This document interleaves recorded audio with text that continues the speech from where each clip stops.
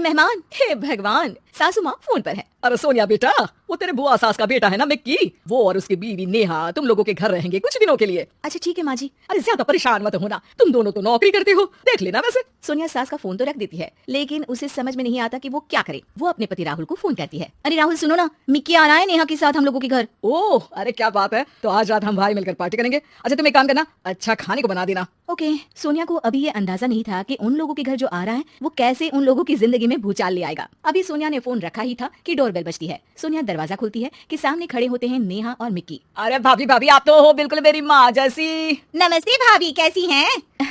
बिल्कुल ठीक हूँ मैं। आओ ना, कोई तकलीफ तो नहीं हुई यहाँ तक पहुँचने में? अरे नहीं भाभी, कैब कर ली थी ना। अच्छा वो जरा नीचे ना कैब वाला खड़ा है, 800 रुपये दे आइए ना प्लीज। नेहा चलो अंदर। कितनी थक गई हो तुम भी ना। सोनिया जिसकी शादी मिक्की की शादी से सिर्फ 2 महीने पहले ही हुई थी, उन लोगों को देखकर हैरान सी रह जाती है। जी मिक्की भैया। वो कैब वाले को पैसे देकर आती है तो देखती है कि उसके कमरे में मिक्की और नेहा का सारा सामान बिखरा होता है। आइए मैं आप लोगों को गेस्ट रूम दिखा देती हूँ। कैसी बात कर रही है भाभी, गेस्ट कौन है यहाँ? हम तो यहाँ किसी तरह मैनेज कर ही लेंगे इस कमरे में। जॉइंट बाथरूम और टीवी लगा है तो यही रूम हमारे लिए ठीक रहेगा। अब हाँ नेहा, लेकिन ये हम लोगों का मास्टर बेडरूम है। अरे भाभी कोई बात नहीं, यहाँ का गद्दा भी ना कंफर्टेबल है, एसी भी ठीक ही लग रहा है। देखिए ना, हम इसी रूम में रह लेंगे, आप फिक्र ना करो भाभी। सोनिया बेचारी कहती भी तो क्या, वो किचन में खाने की तैयारी के लिए चली जाती है। शाम को सोनिया का पति आता है। ओए होए भाई, क्या बात है, शादी के बाद तो तुम बिल्कुल चेंज लग रहे हो।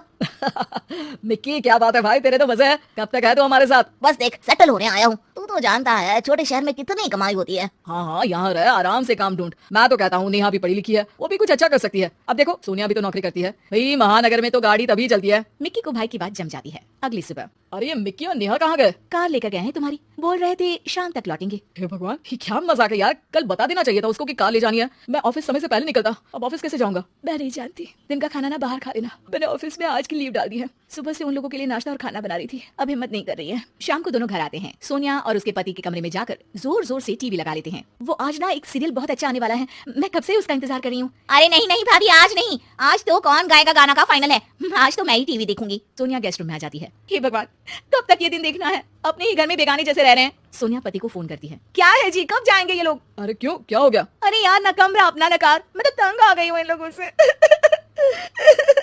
कोई बात नहीं, मैं बुआ से बात कर लेता हूँ कि इन लोगों को किराए में कहीं कोई अच्छी जगह दिला दे। अरे डोंट वरी डार्लिंग।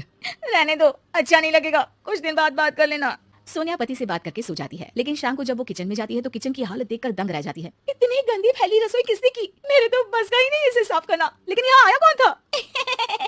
मैं आई थी भाभी, वो मिक्की को ना केक खाने का मन था तो वही बनाया था। केक इतना टेस्टी था, इतना टेस्टी, क्या बताऊं आपको। पूरा केक मिक्की खा गए, किसी के लिए नहीं छोड़ा। मुझे तो बस ना छोटा सा टुकड़ा मिला, बुरा मत मानना हाँ प्लीज। अरे नहीं नहीं, बुरा क्या मानना, मुझे तो वैसे भी मीठा कम पसंद है। सोनिया किचन की हालत और नेहा की बेशर्मी भरी बातों को पी जाती है और सोचने लगती है कि ये लोग जाएंगे कब। भाभी वो आपकी जो रेड वाली साड़ी है ना, वो प्लीज आज मुझे दे दीजिए। मैं और मिक्की शाम को मेरी चाची के घर जा रहे हैं तो देर रात तक आएंगे। तुम्हारी चाची यहीं रहती है तो कुछ दिनों के लिए उनके घर स्टे कर लो ना, उनको भी अच्छा लगेगा, वरना कहीं बुरा ना मान जाए। अरे नहीं नहीं भाभी, मैं ना वहाँ कंफर्टेबल नहीं हूँ। हाँ हाँ, मेरे रिश्तेदारों के साथ आप क्यों कंफर्टेबल फील करेंगे?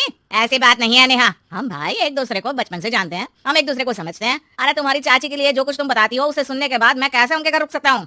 नेहा थोड़ा अनकंफर्टेबल फील करते हुए कहती है।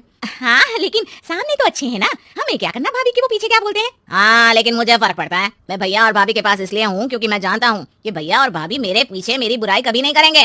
ये बोलकर दोनों वहाँ से निकल जाते हैं। सोनिया उन लोगों के जाने के बाद अपना कमरा साफ करती है। अपना जरूरी सामान तो गेस्ट रूम में ले जाऊं। उसे पति की पुरानी फाइल मिलती है। सोनिया उसे खोलकर देखती है। अरे ये क्या, मिक्की भैया इन्हें हर महीने पैसे क्यों भेजते थे? वो पति को फोन लगाती है। सुनिए, ये मिक्की भैया आपको कॉलेज के समय में पैसे क्यों दिया करते थे? उधार लिया है क्या इन्होंने आपसे? अरे नहीं नेहा, दरअसल तुम जानती हो ना कि हम लोगों की आर्थिक स्थिति खराब रहा करती थी। मिक्की ने ही अपने काम में लगाने वाले पैसों को मुझे देकर मेरी पढ़ाई पूरी करवाई थी। मैं उन लोगों के घर ही रहा करता था, सारा दिन पढ़ता। मेरे खाने पीने से लेकर कपड़े तक का ख्याल बुआ और मिक्की रखा करते थे। मैंने न जाने उन लोगों के बारे में क्या क्या सोच लिया। एक वक्त जब उन लोगों ने आपके लिए सब कुछ लगा दिया, आज हम लोगों की बारी आई तो हम इतना सोच रहे हैं। अच्छा है कि तुमने खुद ही इस बात को रियलाइज कर लिया। ये एक अच्छी बीवी की निशानी है जो पति की हर बात को